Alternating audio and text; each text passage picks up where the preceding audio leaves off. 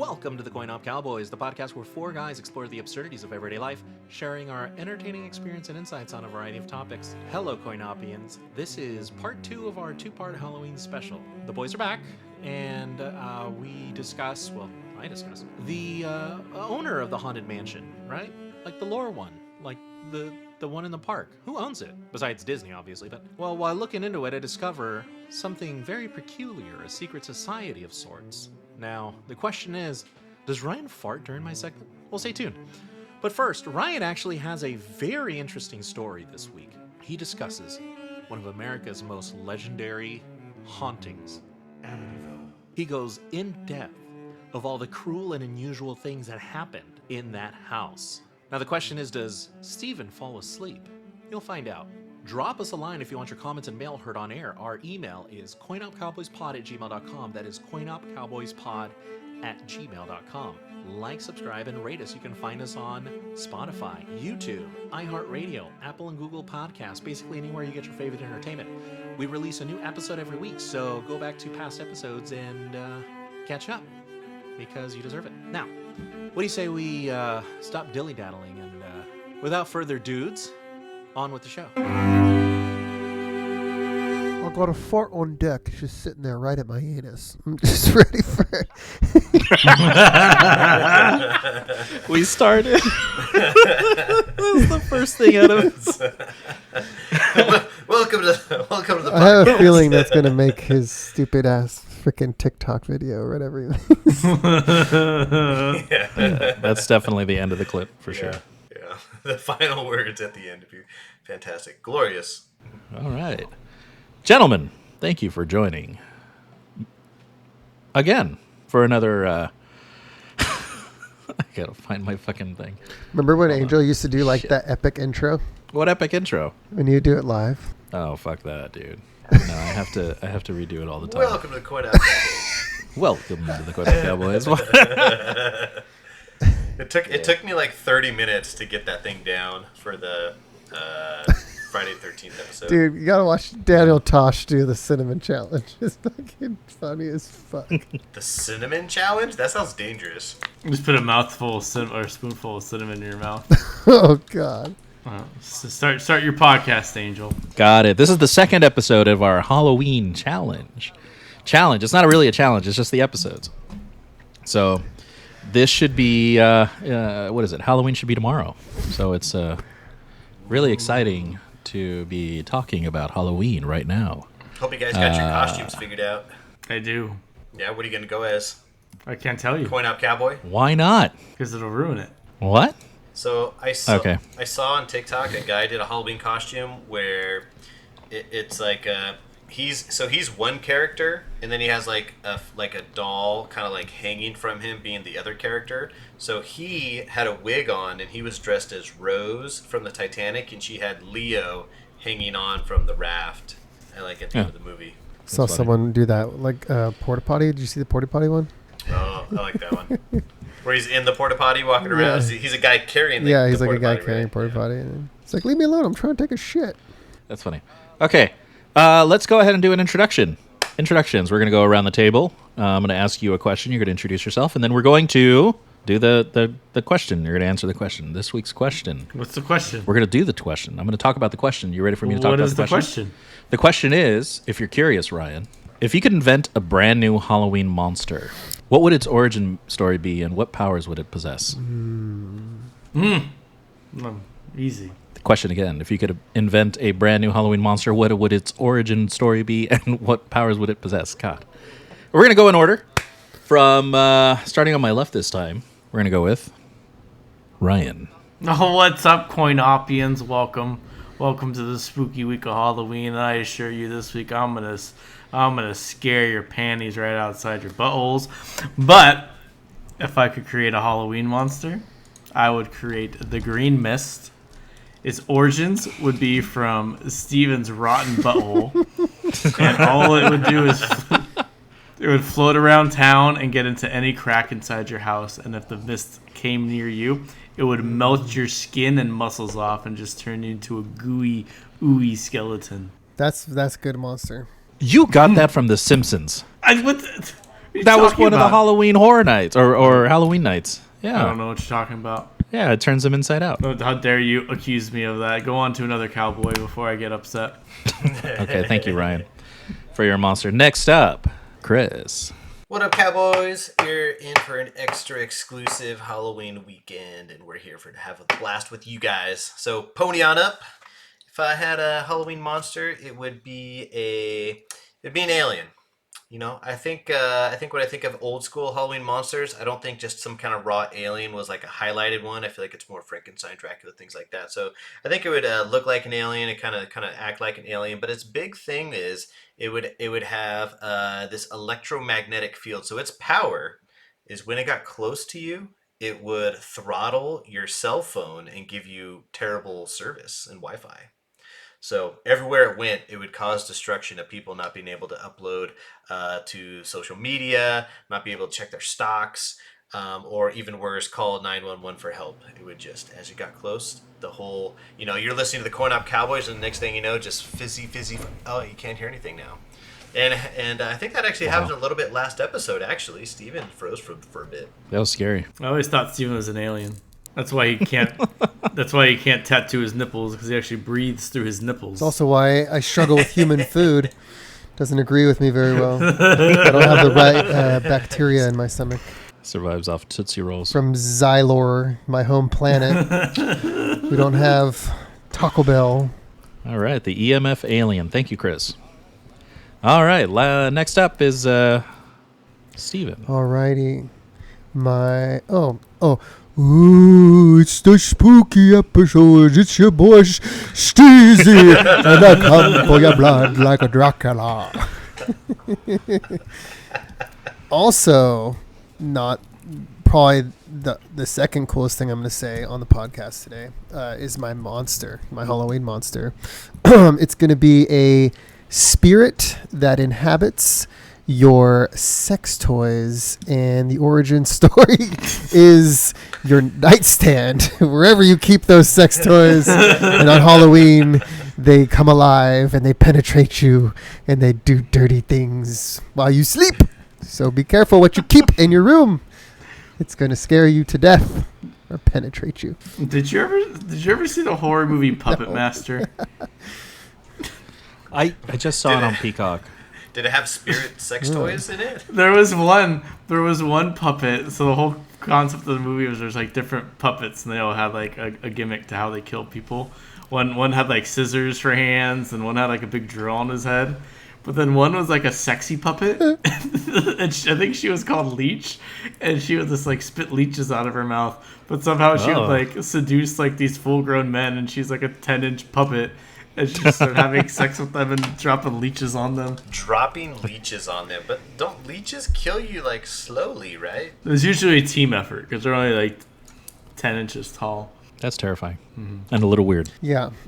I also was thinking about something along the lines of, like, your sperm coming back alive, like all the sperm you've dumped across the planet, coming back alive, and then, like, kind of, like, swarming you. Like, swarming you and just kind of telling you like how like disappointed they are in you, that like you didn't value their potential. I don't know how to unpack that. There's a lot of said there. I could have been what I could have been. You get visited in the middle of the night. Piece of tissue. It'd just be crusty tissues floating around your room. Just telling you a lot of things that make you feel like awful human beings. Dirty socks. Dirty socks. Oh my God. What is wrong with you? So Steven, did you ever see that movie Sausage Party? Yeah, definitely. I love that movie. So, like, it's like the hot dog's alive and they're like talking to each other. Well, when they're in the one guy's house, it's like the condom's alive. So it was kind of like it was taking all those different inanimate object things and really playing into what you were just talking about. Anyways. All right, thank you, Steven, for your. I don't know which one was your choice, but let's just go with sperm. Okay. Yeah, I'm going with the crusty tissues floating around his room. I'm so disappointed in you, Steven. Something. I could have been the next serial killer. All right. I'm going to round it out with a phantom pancake. Oh, pancake. Yeah, phantom pancake. Oh, so cute. It's an abandoned breakfast. An abandoned breakfast that flips itself in haunted kitchens, seeking the perfect drizzle of syrup. Ooh. Thank you, ChatGPT, for that answer. No, are you kidding me? That's too terrifying. Too perfect of a description. And you're reading it off. Thank you. Actually, I'll take that as a compliment. I'll take that as a because I wrote it down right now while you were talking about fucking jizz. All right. Yeah, You've entered the point of my tiredness where everything's really funny, so this should be a good podcast. Dude, have you ever had a bad pancake? Yes. Like Dry. House of? I'm not a big fan of the ones like from the diners that like seem like they're very spongy. I like a very dense pancake, fluffy but dense. Like not like I don't know. Don't you know what I'm talking about? Like IHOP? where they have like a bunch of like it's like spongy. Like they're spongy. I like a little crisp to my pancake. Yeah. Yeah, they're cooked in oil. I made homemade waffles one time, and I needed baking powder. So I was looking at the covers. I found baking soda, and I was like, well, that's the same thing, right? So I put like 3 tablespoons of baking soda in the waffles, and I ate them, and they weren't the greatest, but my mouth felt like really clean afterwards. That's funny. I've never had a bad pancake at IHOP. It's always a good pancake. IHOP is probably the best. You know the best way to eat pancakes? I'm going to let you in on a little secret because it's epic and life-changing. With your mouth? Get the fuck out of here. You put Jif peanut butter on it, and then you put syrup, and then it's the most to die for thing in the world. Peanut butter pancakes, baby. That's my thing. I'm actually anti-syrup on pancakes. What? What? What is a fucking monster? Well, that was a great podcast. See you Jesus. guys. Oh, I just like to put paper in my mouth and chew on it. So it's actually, I think the best pancake is they have to be like really hot, like freshly made or really hot, and they gotta have butter on them, and not just butter. It's gotta be like you gotta give them time to like melt, and they soak just a little bit. But you don't put syrup on it. It's so weird. There's no syrup. The fuck? I'm not really like a sweet breakfast guy, with the exception Then of just donuts. don't which is really don't order ironic. pancakes then, you psycho. See, that's the only thing that puts IHOP above Denny's is because they have the flavored syrups. You get the strawberry, you get the blueberry. Does anybody you still get go the to regular, you IHOP? get the It's like pecan. wildly expensive for shitty diner food. Excellent pancakes, though. Yeah, I good mean, pancakes. The trick to IHOP used to be whenever they had their specials, like the whatever stupid thing they're promoting for a limited time, they're like $10, but it comes with a whole side breakfast too. Yeah. The best pancakes, actually. Have you guys ever been to the Pan? Nope. Yes. Yes, you have, because you used to work near one. I don't recall when I went. Oh yeah, I went to one in Gardena. in South Bay. Yeah, I went there Yeah. once. It was pretty good. It was amazing. Wasn't the best. It was the best pancake. The best 'Cause you didn't pancake get the- I ever had in my life was in Las Vegas at a little trendy. Okay. Steven's trendy. bachelor party. Yeah, no, it was Rick. My bachelor party was in uh, Palm Springs. Kenneth. Oh It was yeah. Kenneth's Matt's? bachelor party. I don't know There what you we go. call them There you these go. days. Oh, it was Hardcore. Matt's, and it was at a place called Eat Period. Yeah, that pancake was phenomenal. Wow, that was the most magical pancake I had ever had on a random Sunday morning. Yeah. It could have been the hangover. I don't know, but everybody unanimously agreed that it was. Everybody something agreed that that special. place was pretty bomb. Like everybody had a good meal. I mean, shoot, you could only sit like 20 people in that room. Yeah. I mean, it wasn't a huge establishment. They have another Eat franchise. I don't know if they're related, but Eat Chow. I don't know. There's something like that in Costa Mesa. If it's the same, It I'm was going. It was so good. Spin that wheel, Jigger. All right. Gentlemen, thank you so much for answering all kinds of questions. And Who was that had an whose echo. tight little butthole was that? That thing was squeaky. All right, here we go for our Halloween special. Spin your Let's fucking wheel. Yeah. You're not editing out these farts, are you, Angel? No, they're staying in. Okay, good. Ryan. Oh, fuck yeah, here baby. we Let's go. fucking Hell yeah. go. Dude, All Let's right. fucking go. Brian's just been like baiting us for the last 2 weeks, like showing us snippets of his work. This is supposed to be his greatest project to date. That's true. This is one of my proudest. Hopefully, the internet doesn't silence me for this one. Oh, God. Ryan, what did you bring? No. Our fearless leader tasked us with putting together some Halloween spookies here, and I'm gonna be the one that succeeds in making the scariest podcast ever recorded. Why don't I hear myself? Voices in your head talking to you again? Anyway, as soon as Steven stops being so rude. Yeah. Call me rude, boy. So this segment I've titled 1970s Fright. This story begins on November 13th of 1974, just 30 miles outside New York City in a Long Island suburb. It's a cold, still night. It sounds like it should be a peaceful evening, right, Angel? Yes. But it was anything but for the Defoe family. You see, in the middle of the evening at 3 a.m., Ronald J. Defoe Jr., also known as Butch, took a .35 caliber rifle, walked room to room, murdered his entire family one by one, all 4 of his siblings and his 2 parents. Kill-tacular. That's it. Steven, that's very disrespectful. Too soon. A little bit. This isn't one of my conspiracy theories, Steven. This is a real fucking story. Sorry, I make jokes when I get Fucking nervous. asshole. I'm a little spooked out right now. Have some fucking respect. Sorry, Defoe family. What the fuck did you do that, Defoe? Hey, is William Defoe related? No. That got you? I can't believe that got you. This is so stupid. Anyway, Steven, when the police arrived on the scene, they found all of the family members laying face down in their beds, having been shot execution style. All except for the 22-year-old Butch. Butch had claimed the murders were an act by the mob, the mafia, Steven. Yeah. But the next day, the guilt got to him and he admitted to his crimes, revealing where all his blood-stained clothes were and as well as where the murder weapon was. And the interesting thing about this, Steven, is that all the family members laid face down had always been strange because there was no suppressor on the gun. Christopher. There was no pressure on the gun? No suppressor. Oh, okay. But all of the family members are found face down. How loud would a .35 caliber rifle be? And you can only fire one at a time. So I would assume if you were to sneak up on one family member and shoot them in the back of the head, the rest of the family members would look at you or try running from you. So I'd be surprised you'd be able to get so many down in a short amount of time and have multiple. Yeah, it was 3 a.m., but you think someone would wake up, right? Right, Chris? They would just you're be right. laying in their bed. And then on top of that, even if he had them all like tied up and he did like execution style, you're right. I mean, if he did like 7 shots, my neighbors would be asking what's up. Now, Butch eventually said he drugged the entire family with sedatives, so that should solve your That'll do it. Yeah. right, Steven. That solve your problem. Yeah, definitely. But the gun doesn't get quieter with its drugs. However, after a toxicology report, Steven, there was no trace that the family was drugged. Oh. Wow. Yes. Maybe he took them there one by one. He had them all chained up. He took them one by one to the beds and like told them, "You better pray to your gods." What's execution style? Just like in the praying position? Or what? Yeah. Gun up to your head. Like on your knees, back of the head, yeah. Okay.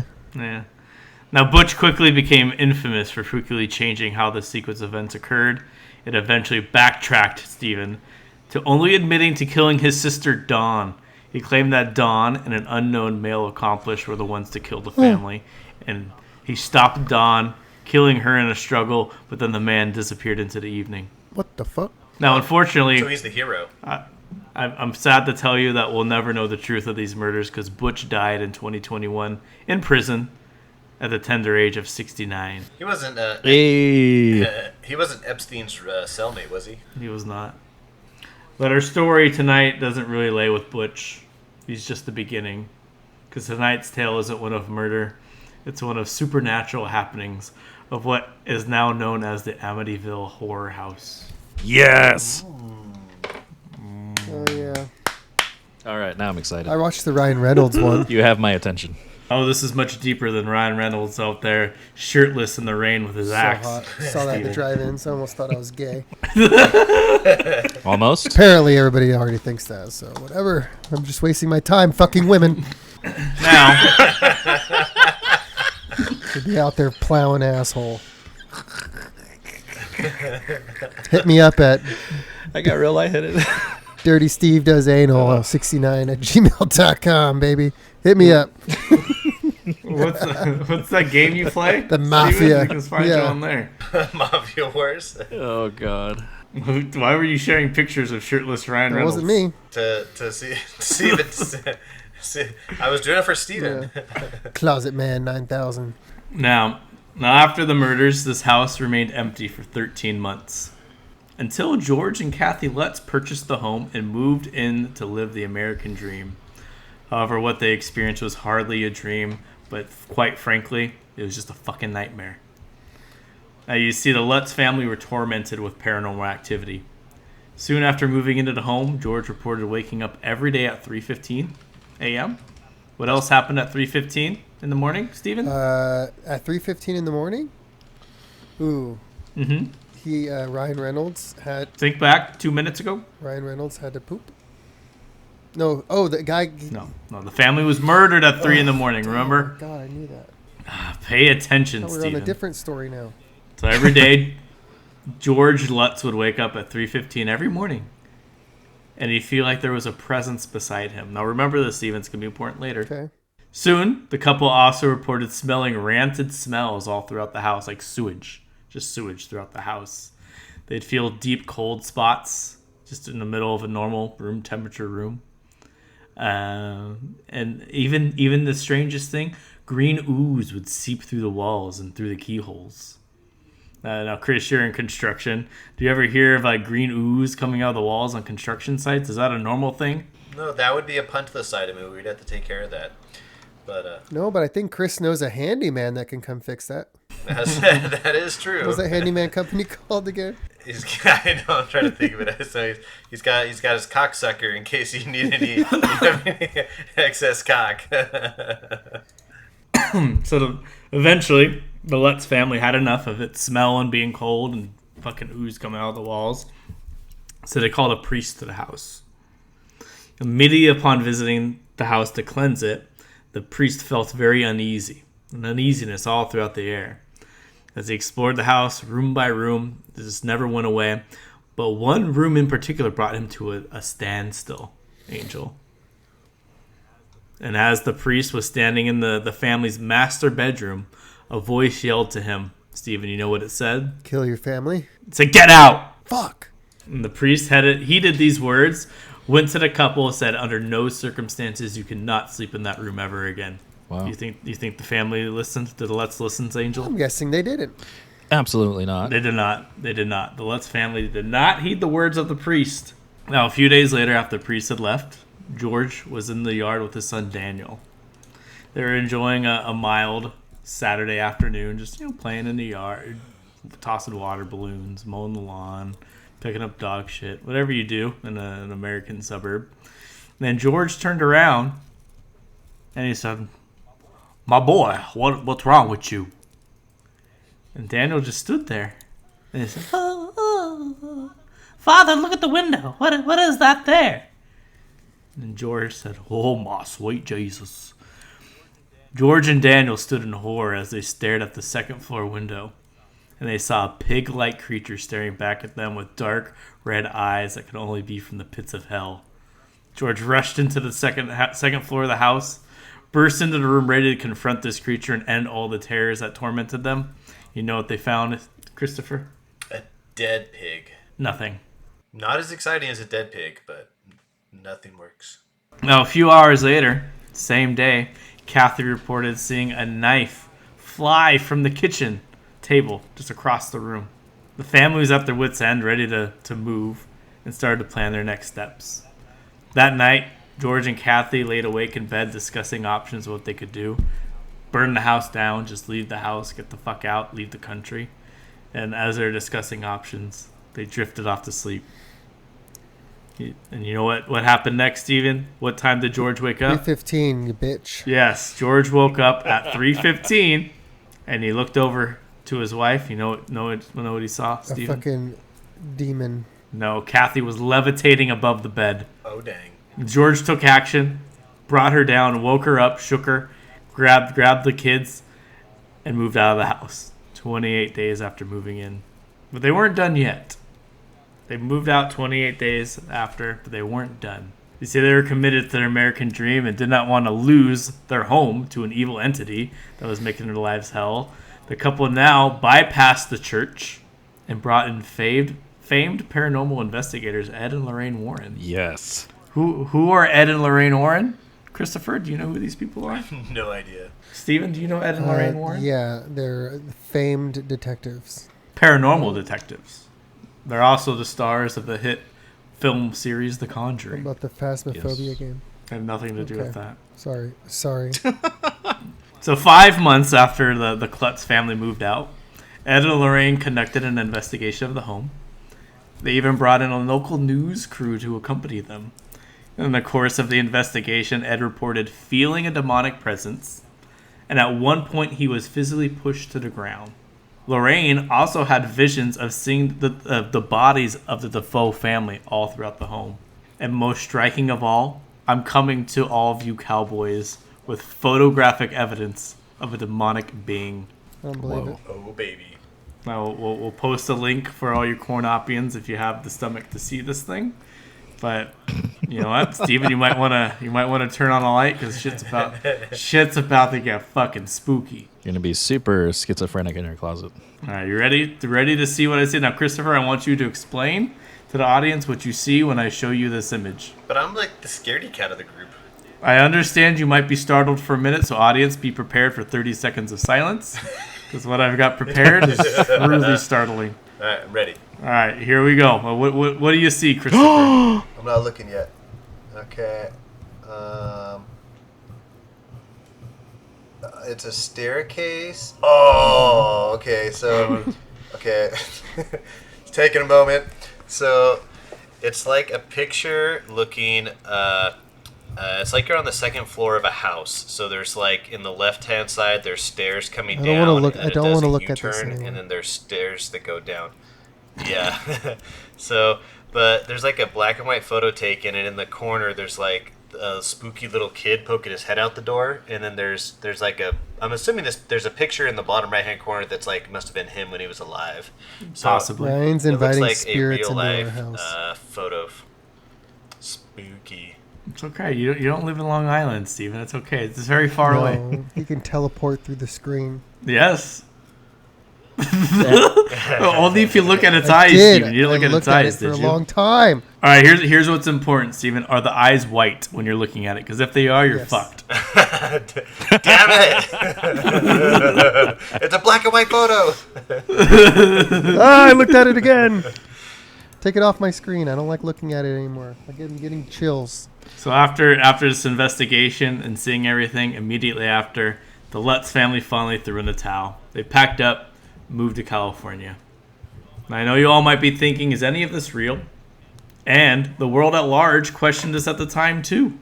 Because you see, the Lutz family had a large collection of legal and financial issues, so everyone just thought, hey, well, they just want to make some fucking money here.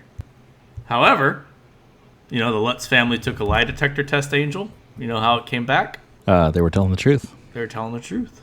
No signs of deception were Can I evident. see a copy of the report? Little Daniel? Of the lie detector? The one that wouldn't be interesting to the audience, Steven, so we would not be looking at that. Little Daniel, the one that saw the pig-like creature, he eventually moved back from California to Queens. And as an adult, he's now a stonemason, but he claims that those 28 days in the house ruined his life forever, and he still has nightmares about the home to this day.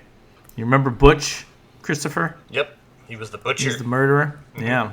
He continued to shift stories until he died, but eventually he admitted that there were voices in his head that told him to murder his family on that fateful evening. Perhaps it was the voice of that very demonic child we just looked at the staircase. Man, I could totally see that happening. There's a lot of people with like, in mental health wards that say they have voices in their head, so I could totally see that being a common thing of spooky stuff talking to you. I mean, but like on the other hand too, I feel like normal human beings, like you ever be like you're walking down the street and a kid's like riding down on a skateboard, and then you just get like a sudden random thought that you're like, oh, I should trip that kid, and you're like, what? Why did that come to my mind? Intrusive So thoughts. I think it's just it's just out there. So I'm just kind of like trying to look at this other stuff, but the real thing I want to figure out is what the hell is that behind Steven right there? You freaked me out, dude. That actually got me. I'm like, where? So my question is, do you know how many Amityville horror movies there are? Oh, there's like 10. Close. Close. There's Close. a Close. ton. Here, let me 4? Let me share my screen of something equally horror as the little child. It looks like 15 or 20 maybe. Jesus Christ! It's almost been like it's just like every other year they're coming out with a new one. It just had that much of an impact. Wait, so did we find a soft spot for Steven? That he's actually, because he sounded genuinely concerned staring at that picture, which was a very creepy picture. I know for a fact that Steven doesn't like the paranormal, like demonic shit. That really gets to him. Mm-hmm. But he looks like he's dead. That's right. He's gonna jump awake at the last moment. Yeah, I would chalk that kind of picture up to Photoshop. But there's a YouTube channel. If you guys have a minute, check it out. Actually, they come out with Hell Week. Sam and Colby. I think it was The Conjuring. Actually, it wasn't Amityville. I don't know if they've gone there. But in the Conjuring house, I think they take a picture, a thermal picture of of a child just like that, but on their like thermal camera. It's pretty crazy. Like live on camera, they take a picture of that. Fucking spooky shit. Spooky shit. You don't fuck with that shit. Now, apparently, Mr. Lutz was into the occult as well, so he probably brought this upon themselves as well, make it even worse. Did you guys ever watch that Netflix show called The Haunting of Hill House? Yeah, that was a good one. That was super spooky. So after you watch the whole movie or whole show, it was like 10 or 12 episodes. Did you realize that like almost every scene had like a hidden ghost in the picture somewhere? There was like some like 60 different ghosts on there that you only caught like a few of them. That was really spicy. Like I knew it existed, but I never noticed them, and it really upset me. So what do you think about the Amityville, Christopher? Do you think it was legitimate hauntings, or do people just want money and attention for something that doesn't exist? Totally legitimate haunting. Especially you start with the guy murdering everyone. That's like it's a terrible thing that happened. I hate to see that, but I can totally see evil spirits given. I feel like they're giving us bad ideas all the time, and I think just like taking a murder for example, I don't think someone's born a murderer. I think they start by doing little things throughout their life, and then they just build to that point. And I always use Tiger King as an example here. Did you guys watch the Tiger King saga? I did. So Tiger King, he just got really irritated at this one person. You remember what her name was, Ryan? Was it Lorraine? CB. Oh, Sarah Baskins. Carol Baskins. Carol Baskins. Yeah. So it was like every episode he was just talking about, dude, that's her. She's the one, I got junk mail today. It was from her. Someone gave an anonymous phone. I'm getting this. And his whole life kept like going down the tube, and he kept saying it was this person's fault, this person's fault. Well, after like 15 years of this episode content, he finally hires a hit person to go kill her. And so I'm like, okay, there you go. It was just a slow period over time. So I could imagine people with health problems, mental health problems, or with just like little bad things, like the little devil on your shoulder telling you bad things for long enough. I think some people start believing it. There's a Ghost Adventures episode where they go to that Joe Exotic's little tiger. Oh yeah, kingdom. It's still active, right? Except for most of the tigers are gone, I think. I think it's closed now. I think they fully shut it down. Steven, what say you? He doesn't even have his headphones on. He's not even listening. We lost him completely. Angel, you believe in the Amityville hauntings? 100%. 100%. I'm bought in. Baby. For those things, I believe it 100%. I believe in it. I've had experiences similar. I believe it. I believe in it, and you know what? My cousins lived in a house in Poughkeepsie, New York, and it's like an hour outside the city, and they had a lot of unexplainable things happen at that house, and I was witness to one of them. Ooh, what did you witness, Steven? Tell us. No, it was a TV coming on in the middle of the night, and I was the only one sleeping on the couch. And they said that it's almost like remote controls don't exist. Yeah, but they had a lot of issues with the thermostat. Like, it's old school. There was a regular thermostat. The thermostat would turn on, or they would turn it on and it would turn off. Lights would turn on randomly in the house. Just a lot of weird things like that would happen in that house that they couldn't explain. Pictures would be off the wall. It was spooky. Did they ever get the house cleansed? No. I'll have to ask them next time I talk to them. I'll have to ask them like more specifically what would happen in that house. But they were fully convinced. These are rational people. They were fully convinced it was haunted. I know somebody that played with a Ouija board in high school, and then a bunch of like random shit started happening around the house, and they had to get a priest come to cleanse the house. Did it work? Yeah. I would never, nice. I would never invite anything into my house, whether I'm joking or not. Fuck that. Can we play with a Ouija We'll board? do it at your house first, bitch. No, we'll do it at your house and ask what was in the briefcase. Ooh. Yeah, the briefcase was empty. I think the When you opened it. Well, yeah, I think the Yes. building inspector or the guy that inspected my house was like, "Oh, look, a briefcase," and did a little preview. Yeah. Hey, have you guys ever heard a disembodied voice? No. No, Never. Oh, wow. not that I believe. I got poked in a castle. In your Ew. butt? No, on my hip. Oh. It was in Ireland. Alicia said it wasn't her. Very convenient. That's all I gotta say about that. Well, thank you for joining me on this spooky adventure.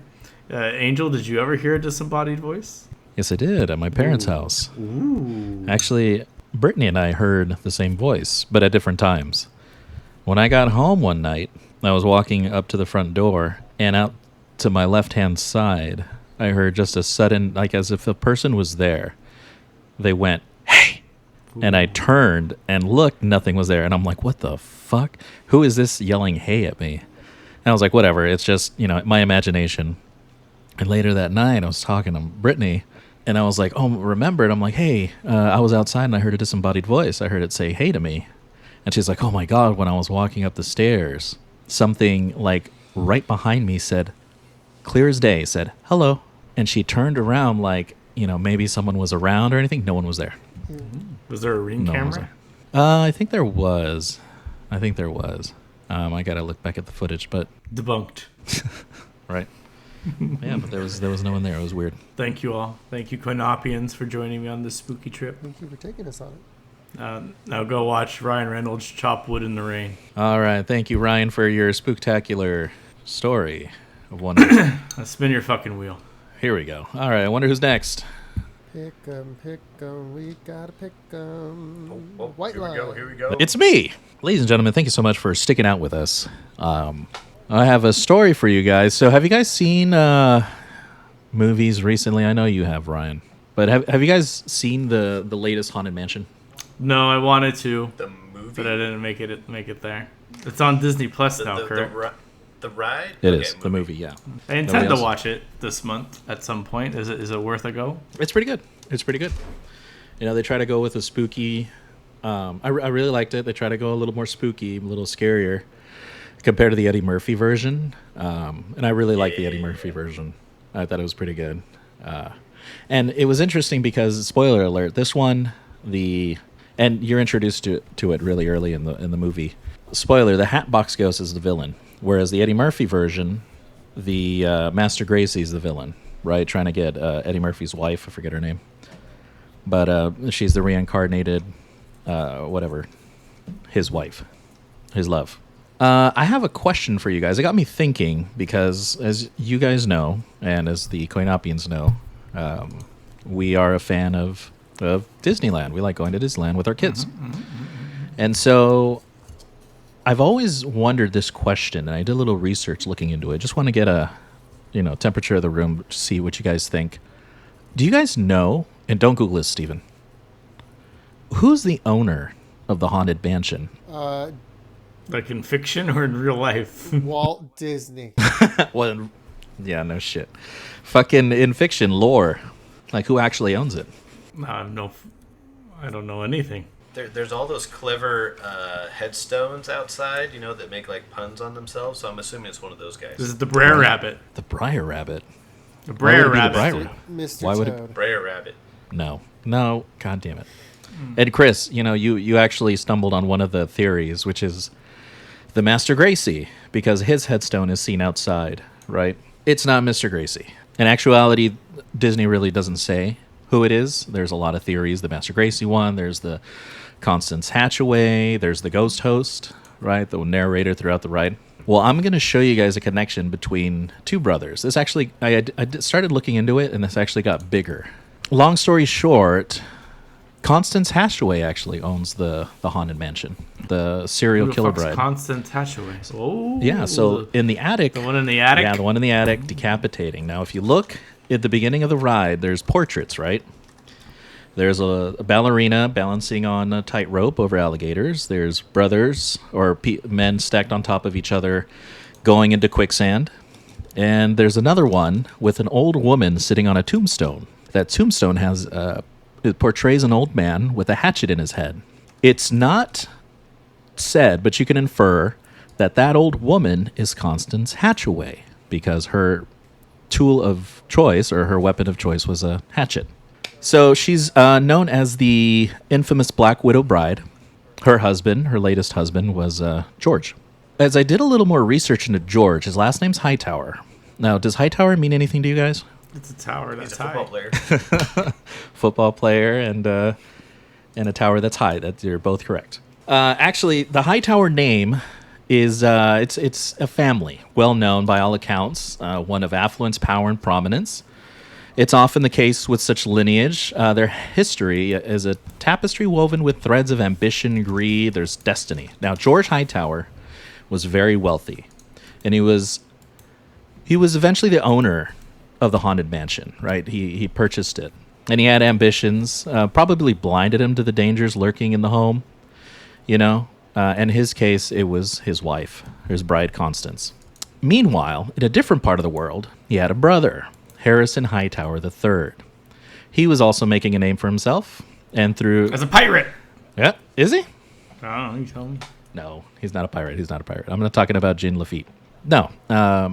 His ambition basically became his downfall. He was looking for a cursed idol, and this is the lore found in the... What is it? The Tower of Terror in Tokyo Disney Sea. Basically, Disney hasn't confirmed that they're brothers, but they're both share the same last name. And Harrison was basically looking for an idol, brought it back home, and it basically cursed him, leading to his demise. Harrison was actually part of another group. Have you guys ever heard of this? It's a secret society.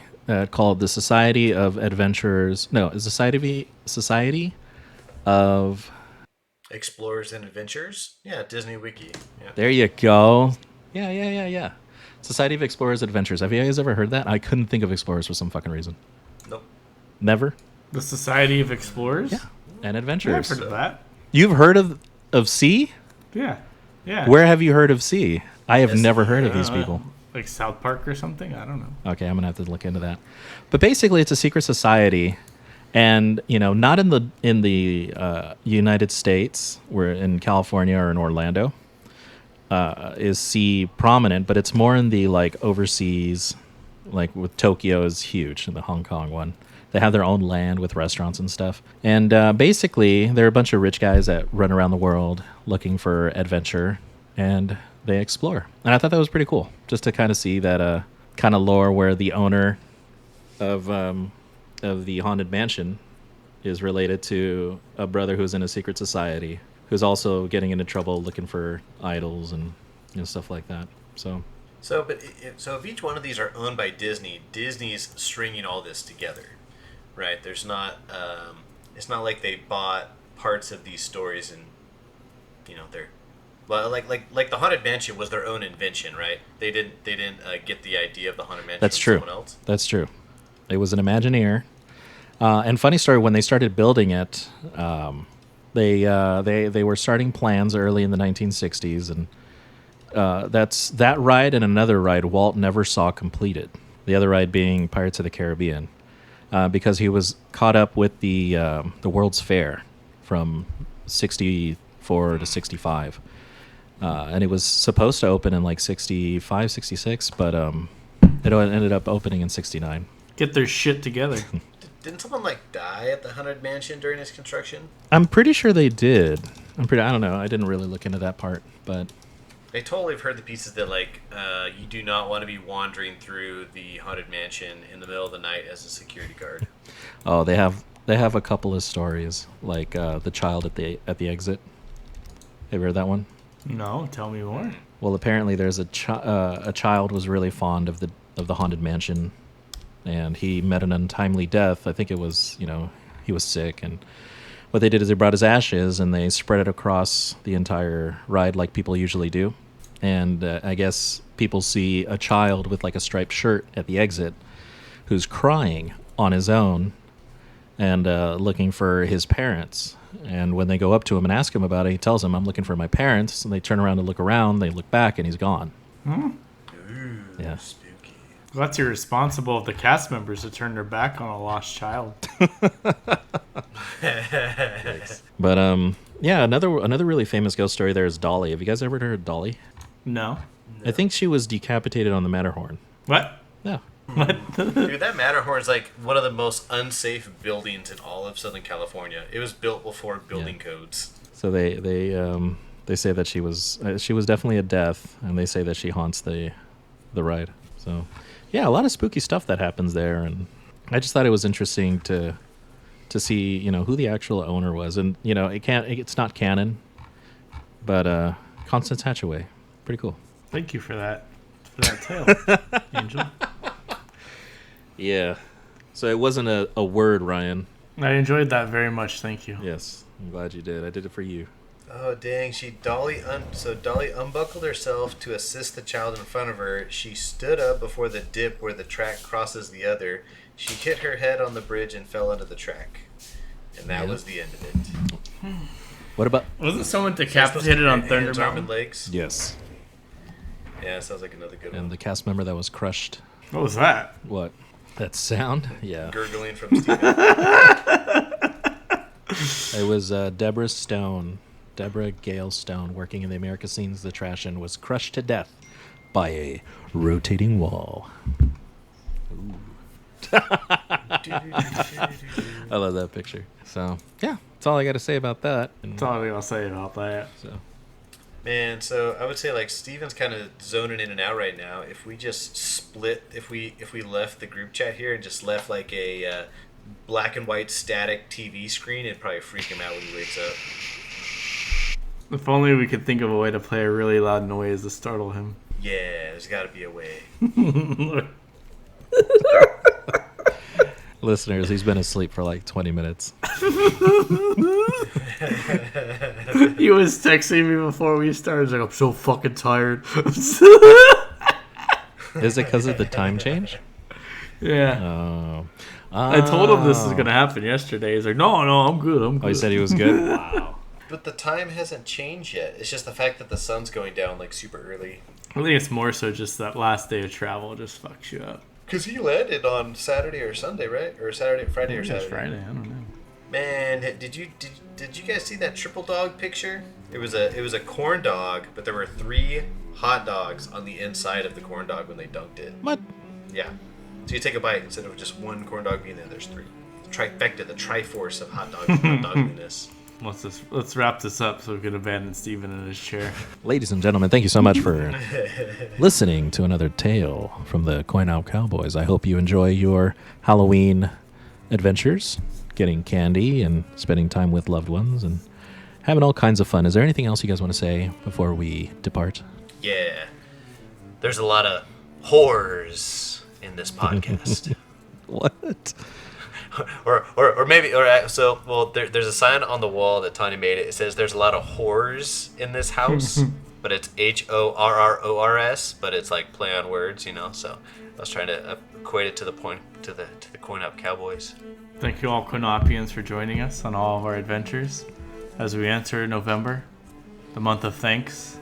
I plan to show you how much I care about each and every one of you.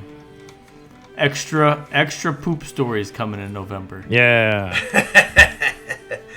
Extra poopy. All right, gentlemen, and with that, we're out. All right. Good night. I've got a fart on deck just sitting there right at my anus.